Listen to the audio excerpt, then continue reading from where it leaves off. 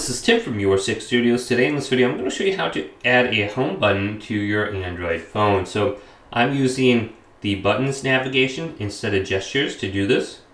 And you can see I have the ability to go back, the ability to go home, and then I can switch between different apps and close them all down. So to do this, swipe down from top right, go to settings. Now there's two different ways that you can find this, and I have a Xiaomi phone. The first way, you should be able to do this on all Android devices. Just type in gestures under search and make sure you include the S. So you can see at the top here it says gestures, home screen, system navigation. And we want to go from gestures over to buttons.